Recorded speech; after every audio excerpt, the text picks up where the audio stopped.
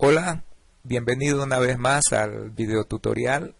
Soy Aldo Cayuba, misionero de la Coalición para la Misión Integral, y estoy muy contento de poder compartir contigo este segundo tema titulado Tiempo, tiempos y más tiempo.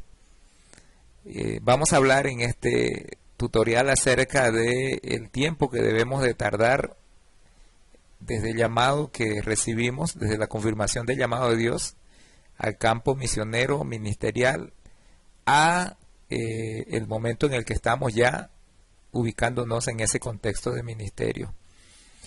De entrada te digo que una de las primeras frustraciones por las que se atraviesa cuando se escucha el llamado misionero está relacionada a la cuestión del tiempo de salida al campo. Demasiadas veces pensamos de que vamos muy pero muy lento. Es decir, creemos que si recibimos el llamado hoy por la mañana, mañana por la mañana debemos estar con las maletas en el aeropuerto o la terminal de buses rumbo al campo misionero. Pero realmente esto no funciona así, no funciona así. Pablo, el gran apóstol que todos conocemos y al que respetamos muchísimo, tuvo que esperar entre 13 y 15 años para realizar su primer viaje misionero desde el momento en el que él se convirtió al Evangelio. En Gálatas capítulo 1, versículo 15 al capítulo 2, versículo 2, tenemos una clara visión de ese proceso de Pablo en cuanto a tiempo. Pero también de Pablo, en este video tutorial vamos a aprender algunos principios que nos ayudarán a entender el tiempo y a estar ocupados en nuestro llamado mientras llegamos al campo o nos ubicamos en el lugar que Dios nos quiere para su obra. Hay algunos requisitos previos al campo misionero que son importantes de observar, vivir y procesar antes de estar listos a presentarnos delante del pastor y poder conversar con él o nuestro comité de misiones y hablarle de las intenciones y determinaciones claras que tenemos para nuestra vida en base al llamado de Dios. Veamos pues estos principios que a través de la vida de Pablo aprendemos que van a ser de beneficio para nuestro propio llamado y proceso misionero. Número 1, Pablo debió ganar la confianza y la aprobación del liderazgo local. Eso está en Hechos capítulo 9, versículo 20 al 31. Pablo debió demostrar delante de la iglesia y de los judíos que había experimentado el nuevo nacimiento y que definitivamente Cristo vivía en su corazón y había cambiado su vida. Es decir, debió evidenciar con su vida y testimonio su compromiso real y profundo con el Señor. A los líderes de la iglesia en Jerusalén les costó aceptar el testimonio de Pablo, pero eso no lo desanimó en su deseo de servir a Jesús. La Biblia nos dice que Pablo se fue a Tarso, volvió a su casa y por varios años estuvo allí, permaneciendo fiel y dedicado al Señor que lo llamó, hasta que unos años después Bernabé lo buscó y lo llevó a Antioquía. Bernabé no invitaría a la obra a alguien que no se ha ganado el respeto y confianza de los líderes de la iglesia de ese tiempo. Pablo no se resintió ni mandó al infierno a nadie durante este tiempo, sino que se mantuvo firme en su llamado. La cuestión del testimonio es importante. Debes vivir ejemplarmente y comprometido con tu Señor. Mi pastor en la iglesia en la que yo me convertí allá en Guayaramerín, Bolivia, decía que solo lo mejor de nuestra iglesia debe ir a las misiones, sin que eso signifique que quienes se involucran en misiones son casi personificaciones incorruptibles del cielo, pues todos sabemos que al final somos humanos, siempre seremos falibles e imperfectos, pero hemos demostrado que Dios ha hecho un cambio en nuestra vida y que nuestro compromiso con Él es serio. Si la iglesia y los hermanos van a ofrendar y orar por ti, debes demostrar que eres digno de tal confianza y sacrificio. Eso es un hecho. Muchas veces sucede que la falta de seriedad, de constancia y compromiso con Dios lleva a muchos a ser desechados o descartados en sus intenciones de ser misioneros.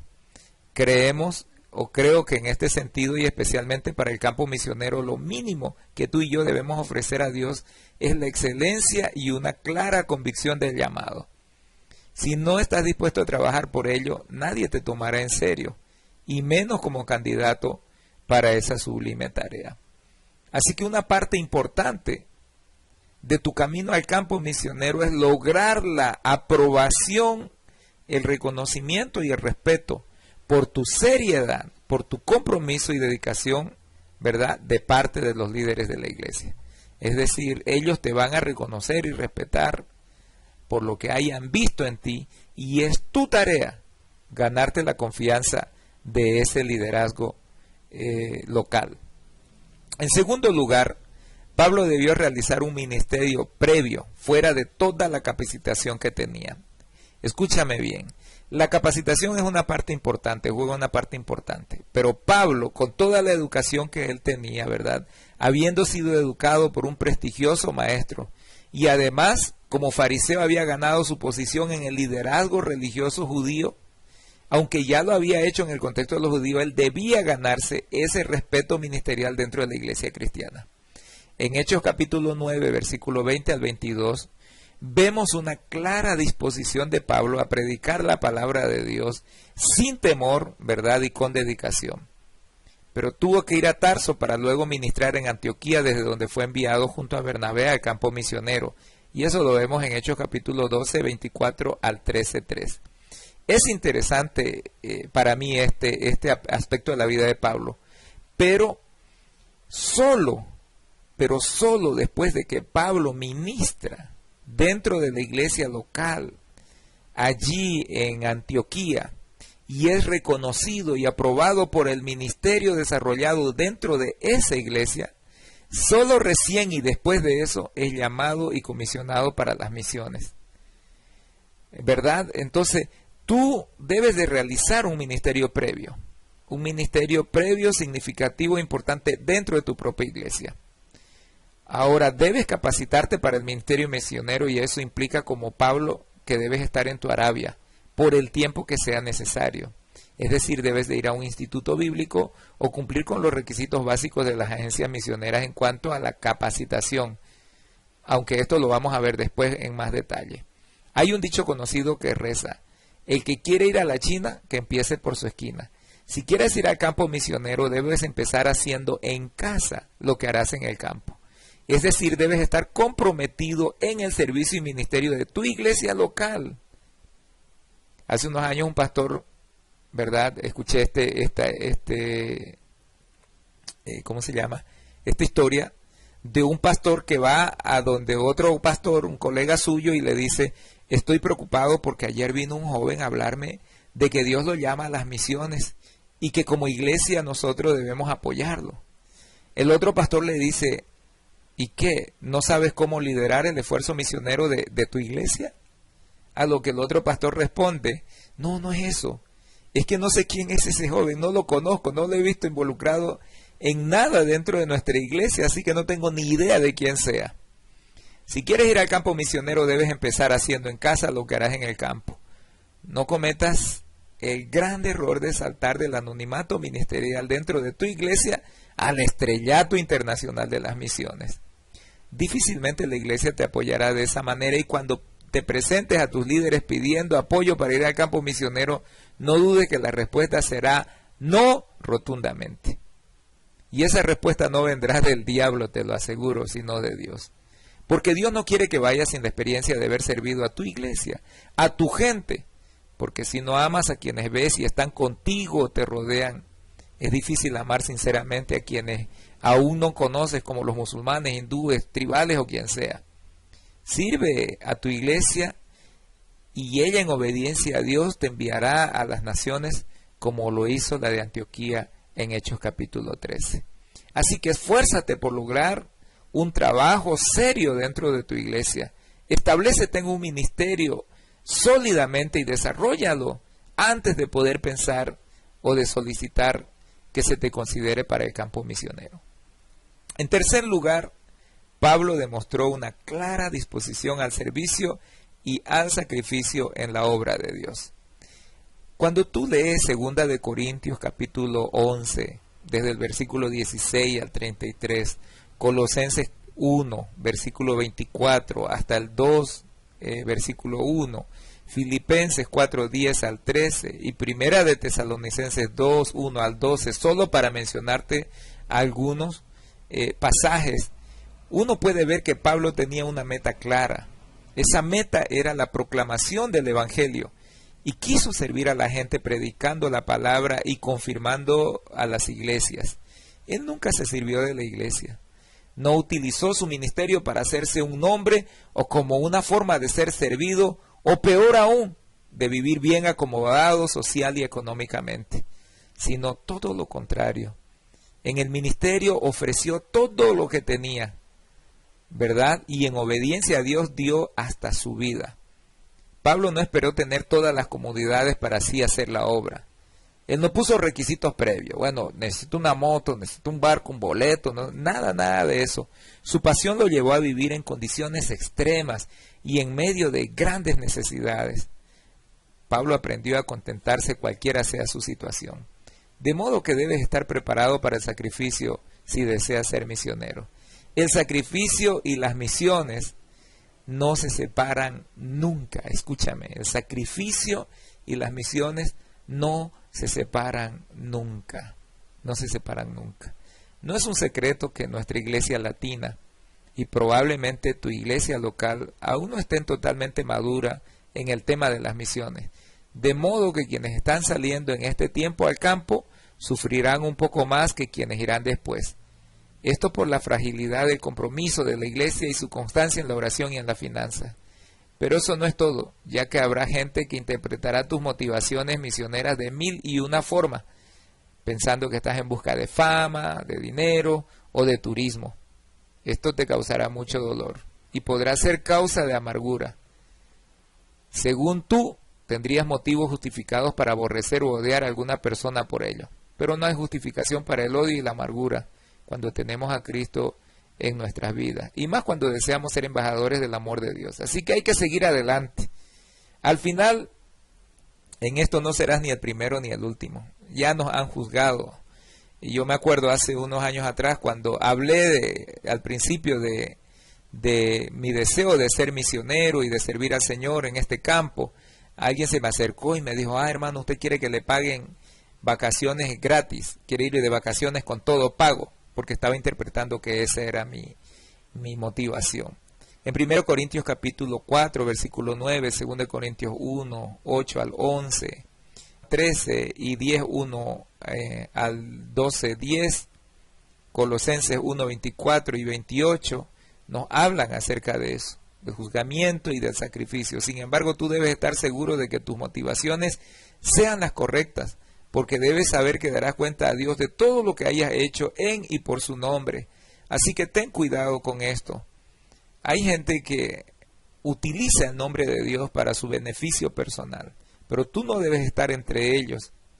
Realmente debes estar dispuesto a entregar, como Pablo, hasta su propia vida, por causa del llamamiento que Dios le ha hecho, y no utilizar como un medio, ¿verdad?, de salir de la pobreza o de tener vacaciones el tema de las misiones.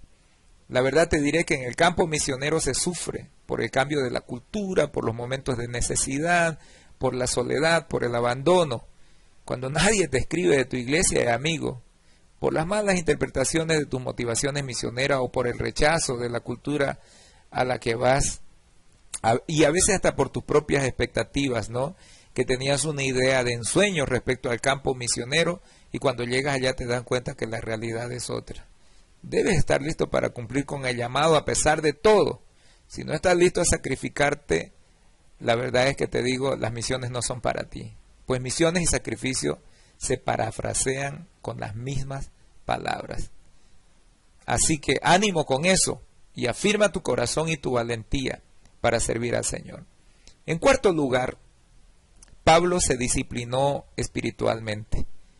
Pablo no solo fue una persona dinámica y entregada a la acción, desarrolló también una profunda y sólida plataforma espiritual. Si quieres puedes leer cada una de sus epístolas y verás que era un hombre de oración. Oraba permanentemente, oraba en la cárcel, oraba en el viaje, oraba en el camino, oraba en la casa, oraba en la iglesia. Él tenía un tiempo sólido de comunión con Dios, pero también era un hombre de alabanza. Hasta la cárcel fue un lugar adecuado para alabar a Dios. Cuando lees la vida de Pablo te das cuenta que él glorificaba a Dios por todo, cuando había y cuando no había. Cuando había tristeza, cuando había dolor, cuando había angustia, él estuvo alabando el nombre de Dios. Así que él estaba listo para adorar a Dios a través de su vida en cualquier contexto, no solo cuando la alabanza era muy buena o cuando el auditorio era bueno.